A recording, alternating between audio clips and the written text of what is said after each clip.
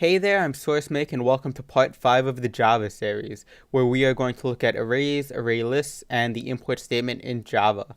So as usual, I've got my website open. It's got all the resources that we need for this topic. It's got example code. If you just prefer to view the code yourself, then go ahead and click the link below this video, get to this page, view it yourself. And yeah, and while you're down there, click the subscribe button for this YouTube channel. And as I said, this is a Java series, so we've already done a bunch of videos on a bunch of other topics. If you'd like to catch up on anything, just go to this webpage and you can click the video yourself. So arrays, array lists, and the import statement. I'm going to go to our Linux virtual machine and I'm going to change this up a little. As you can see, we were supposed to do classes, but we'll do classes in the next video. I feel like this is a bit more, it's better to do now. So let's see, I can open this up just to show you. And we've got our project folder right here. I'm going to open this up and I'm going to get rid of all this stuff that we're not using for main. This was from the previous video. And we can delete this and save it. And as usual, we will open a terminal, type make to make sure that our program is working. It's working, and great. So the first thing I made a note of saying is I use comments in Java. Comments are basically lines of code that don't get compiled. So this is a comment to describe how this program works. And basically, if you type 2 slashes, then the rest of this line will not be compiled. Because remember, each line of this code goes into a compiler and it gets translated into this .class file so that it can be executed. But sometimes you just want to make notes for fellow programmers or for yourself. This part does this, like comments like this, and you would just use this syntax: 2 slashes or a slash and an asterisk. That will be a multi-line comment, so you can have multi-line comments, or just 2 slashes in the line itself. Just wanted to clear that up in case no one knew how that works. And we are going to get into arrays in Java. So arrays are actually really bad. This is the syntax. And I'm going to show it to you. And then I'm going to explain what it is. So this is an array. Basically, we talked about primitive types, right? Integers, longs, doubles. We've got booleans, and we've got characters and strings.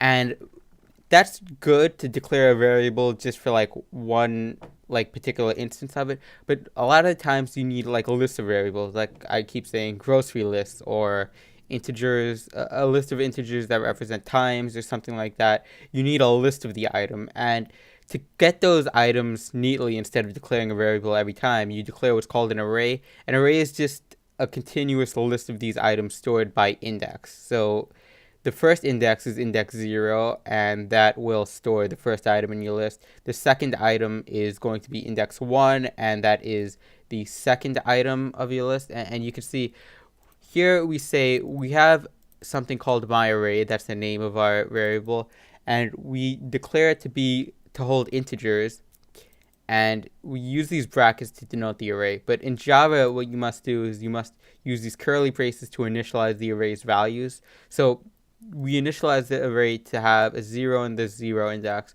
a 1 in the 1 index, which is the second index, but this is 0 base, so the first number is accessed by 0. That's just a computer science thing. Everything starts with 0, not 1. And the third number in the array is 2, and that's index number 2. So this is how you initialize an array in Java.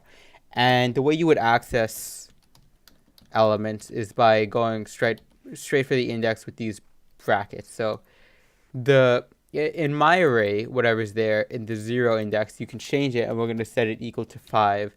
Or you could just do my array of 0, and you can work on it by saying equals, plus equals 5, which means whatever's inside of it, add 5 to it. This line is the same thing as wow, that's a big copy. Yeah, this is basically the same thing as before. So you just increment it by 5. So right now the 0 index has 0, the 1 index has 1, the third overall number, which is the second index number 2, is 2, and we're saying at the 0 index set it equal to 5, and then we're saying at the 0 index on this line make sure that it has the same value and add 5 to it. So this should be 10 right now, and we're going to print that to the console. Print line my array of 0. Hopefully I didn't make any typos. If I did, it's all good. We'll work them out. Make, and there is a typo. I forgot the period after system.out. So make and 10, exactly what we expect. But do not use arrays. I'm showing this to you, but honestly, in other programming languages, arrays are pretty decent to use. Really not in C#, but in C++, arrays are really, if you know the number of variables you need, like for your array, it's actually more efficient than vectors or lists. But in Java, since you have to initialize it, it's kind of dumb. Don't use arrays. What we use are called ArrayLists. Now, here we're going to talk about the import statement. Right now, we've been using arrays and primitive data types, and we've been using system.out.println, and those are pretty good, but a lot of the times there are extra libraries that people write, me and you could write, or the people who made Java, Oracle could write, and they want you to use it, and they don't implicitly declare these packages, these libraries, into your project file automatically, because there could be conflicts with naming. Like maybe they have something called myArray already, which would be a keyword for that library, which means you can't actually declare this variable named myArray. And there are sorts of conflicts where you want to have as little as you need in your project because you don't want extra junk that you're not going to use. So the way you say, okay, I want this library, let me include it in this file, in this project. You use the import statement to say, okay, there is a library named ArrayList that I want to use in this file, and we're going to import it. And it's part of the Java overall library, and it's under that, it's actually part of the util, and the, I guess, file name, class name is the ArrayList, and that's what you include. So another thing you could do is you could do this star here, and this will say import every library that's in the Java namespace, in the Java overall library. But if you want to be really specific, you can just include the very specific library that you want to use, which in our case is ArrayList, because arrays are inefficient. So that's the import statement. Just import anytime you need to use some extra functionality. If you see a library that you Google that makes sense to you, like maybe if you were eventually we're going to look at stacks and queues, and maybe there's already libraries for them, just go ahead and import them, and then you can use it in your project. So we imported the ArrayList library, and we are going to declare an ArrayList. So this is the syntax, and I'll explain it after I type it. Basically, an ArrayList is a list that you can add to. You don't have to initialize the values automatically out of the gate in hard-coded. You can add to this later if the user wants to add to it, or maybe someone clicks a button in your program and that's supposed to add a number to the ArrayList. Then you can do it right then and there instead of having to do it in the code itself. So this is the syntax. ArrayList is the type, and inside of that is going to be the actual type of the data that's inside of each item. So remember, we have a list that we're declaring as ArrayList. That's the data structure. And inside of that ArrayList, each one of the individual cells that we're going to use is of type integer. Now, and we're naming it my list, and you have this other part that you need to initialize it for, and it's going to make sense when we go over classes in the very next video, so stay tuned for the next video. But for now, take it for granted. This is what you do to initialize it, and you can see the syntax of how we do it. So I'm going to mention this now. You've got, actually no, okay, fine, let me mention it now. I feel like this is really stupid, to be honest with you, with Java, and I don't understand how Java is so popular when it does dumb stuff like this. Sometimes I just don't. So when you declare an ArrayList, again, the syntax is ArrayList because that's the data structure we're using, and inside of it, inside of these little angle brackets, you've got to declare the type. and then you name the variable name. And then when you instantiate it, you actually want to use it. You need to say it equals this stuff. It equals a new array list of type integer with these brackets, and basically that initializes the array list object. Right here, you're just declaring it, but to actually use it, you need to instantiate it, and we'll go over that in the next video. But remember, the thing that I want to mention right now is that you don't actually declare the keyword int inside of it. You have to use a very specific word named integer or long double with a capital Boolean character string with a capital instead of like just lowercase int or like char like this. Like that's what we would do before. You can't use that here. You have to use character. And the reason is because ArrayLists use reference types instead of primitive types, which is really stupid, to be honest with you. Every other programming language, or at least C# and C++, you can just use primitive types in their lists. But in Java for ArrayLists, you need to remember these. So make sure you put these and not just the actual primitive types. I think it's stupid personally, but you got to do what you got to do, I guess. I just don't understand how Java is so popular. But anyway, that's an array list. So now we have this array list structure, and basically it's a blank slate. Right now it's got 0 arrays. We initialized it, and it's got nothing in it, but it's going to hold integers in it for us. And what we want to do is anytime we have an integer that we want to add to the list, just add it. If you want to remove, remove. Generally, it's not good practice to remove from an array list. It's not fast. If you need to remove items from your data structure, you need to be probably using stacks or queues or some other good data structure. And I've got another video on data structures. I will link it below this video. It's the C++, but it goes over how to use data structures and what they are, the best ones. And eventually you can see we have lined up that we are going to do. I've got this code for the other videos. But eventually we're going to be doing complex data structures for the Java series. So stay tuned because data structures matter a lot. But for now, just use ArrayList. And again, what you basically do is you want to add to the ArrayList. So we're going to say, we're going to create a loop. Hopefully you remember loops. It's very important for lists, iterating through items. And what we want to do is we want to add the numbers 0 to 9 to the ArrayList. We're going to add those. And what you do is you say the name of the array list is my list. And you just say add, and the integer we're adding in this case is I. So that's it. Now our array list has each of these items in it.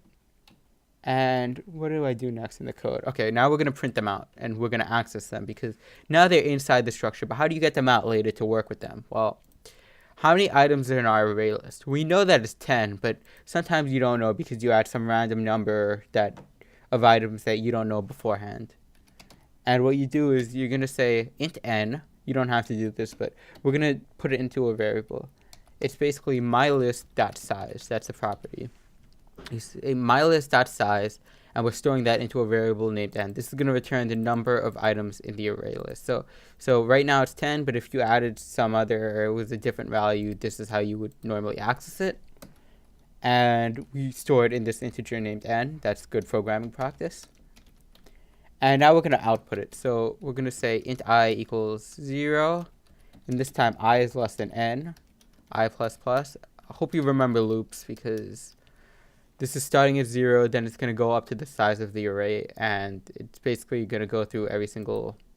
Just try to practice loops if you haven't before. Just go through it with yourself because this stuff, like, honestly, when you first start out programming, you don't know it that well, but once you do start programming, you don't even think about it. It's just like, just do it once you have enough experience. So we're going to say the number inside of the array list at this index. We're going through each index, right? So we're going through index, the first number in the array, the second number, third number, fourth number in the array list. And we're going to say that number is equal to mylist.getI. And let me just print it out really quickly. Num, which is the number at that index, and we're going to put a space. And then after that, we're going to also just make a blank line because this is print, not print line. It's going to put it all on one line, and then we're going to put a new line. So let's save it, and let's make and then I'll go over it again. So 0, 1, 2, 3, 4, 5, 6, 7, 8, 9. And again, let me go through this really quickly. We declare an array list, and on the same line, we initialize it. We instantiate it so that the data structure actually has the object to make our list. What we do is we use a for loop to get the numbers 0 to 9, and we add each one of those to the array list. Just add it to the bottom of the list, or yeah, think of it like that. You got the list. Okay, first number, just add it. Second number, which is 1, add it. Third number is 2, add it. You keep adding that way to the end of the list. And then we want to know how many items are inside of the list, so we use mylist.size with these brackets. And that is, we store that in a variable named n. Then we go through our indexes, and we get the item at the list at each index, and we store that into a number named numt, and we just print that out. Now, this is really basic. I'm going over it like a lot, but honestly, this is like the bread and butter of doing algorithm contests. You need to just declare data structures, and you need to be able to add, get the size of them, and remove from them. It's not good for like overall huge architecture, like building projects, but it's so fundamental that if you understand all this, you know, you can use it a lot. You can do anything. So that is array lists. Don't use arrays. Do use array lists. And in particular, we used integer array lists, but you can use long, double, Boolean character string. Those are basically the types that you want to use. Eventually, if you're really brave, you can use lists of lists, but I don't know. That's a little complex for this video right here. We're just trying to give you a basic understanding. So that's arrays, array lists, and the import statement. In the very next video, we're going to do classes. I'm about to record that right now. If you like this content, go ahead and subscribe and make sure you keep going on with the series. If not, that's cool too. So thanks for watching. I'm SourceMake.